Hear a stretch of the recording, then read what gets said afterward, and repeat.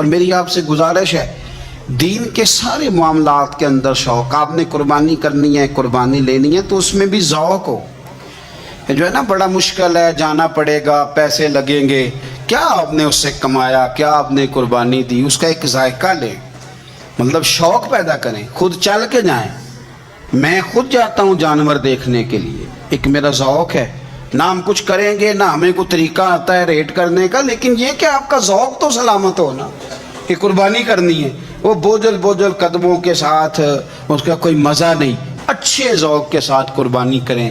پھر ایک دفعہ کہہ دیتا ہوں، خریدنے سے پہلے ہی فریج نہ ٹھیک کرانی شروع کر دیں۔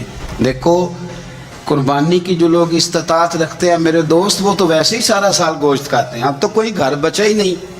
اب تو جو مڈل کلاس لوگ ہیں وہ بھی ہفتے میں ایک دفعہ گوشت ضرور کھاتے ہیں، اور گوشت کا کوئی اتنا مسئلہ بھی نہیں ہے۔ اب میرا خیال ہے سبزی بھی اتنے کی آتی ہے جتنے کا گوشت آتا ہے۔ تو آپ تھوڑا سا آگے بڑھیں، تھوڑی نا آنکھیں کھولیں۔ امیروں کے تعلق امیروں کے ساتھ بن جاتا ہے تو وہ سمجھتے ہیں ساری دنیا ہی امیر ہے۔ کاروباری لوگوں کے تعلقات کاروباری لوگوں کے ساتھ ہوتے ہیں تو سمجھتے ہیں سارے لوگ ہی کاروباری ہیں۔ تھوڑی سی آنکھیں کھولیں، شیشہ اینک کا صاف کریں، تھوڑا سا پلٹ کے نا نیچے بھی دیکھیں۔ جس آدمی کو جھکنا نہیں آتا وہ تو پیروں میں پڑی چیز نہیں اٹھا سکتا۔ تھوڑا دیکھیں جو غریب علاقے ہیں، غریب، وہاں گوشت پہنچانے کا از خود اہتمام کریں، بندوبست کریں، اور ان لوگوں کی لسٹیں آپ کے پاس ہونی چاہیے جہاں آپ نے یہ اہتمام کرنا ہے۔ باقی وہ جو ہمارا طریقہ ہے تحفہ دینے اور تحفہ لینے کا کہ ایک پلیٹ آئے گی تو پھر ایک پلیٹ میری جائے گی، اس سے تھوڑا سا نکل آئیں۔ یہ قربانی خالص اللہ کی رضا کے لیے، اس کے اندر یہ تکلفات نہیں پیدا کریں۔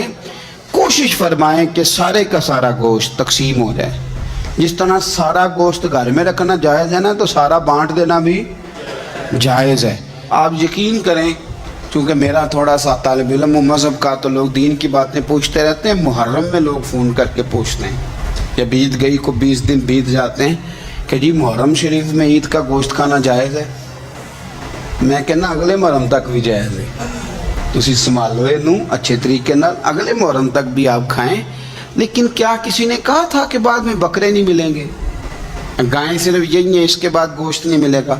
خوبصورت کر کے اچھے طریقے سے ذوق کے ساتھ۔ اور ایک بات اور کہہ دوں، قربانی واجب ہے، نماز فرض ہے۔ تو قربانی کا بہت زیادہ دھیان رکھنے والا اگر نمازی نہ ہو تو پھر اس کا مطلب ہے اس نے کوئی کمال کام۔ اس لیے حضرت بابا بلے شاہ صاحب نے کہا تھا کہ تسی نفس تے چھری پھیر دے نہیں، بس دمبے کیتی جاندے ہو، فرض پلائی بیٹھے ہو تے نفلہ نیتی جاندے ہو، او دسو تے سی بلے شاہ نو ایک کی کیتی جاندے ہو۔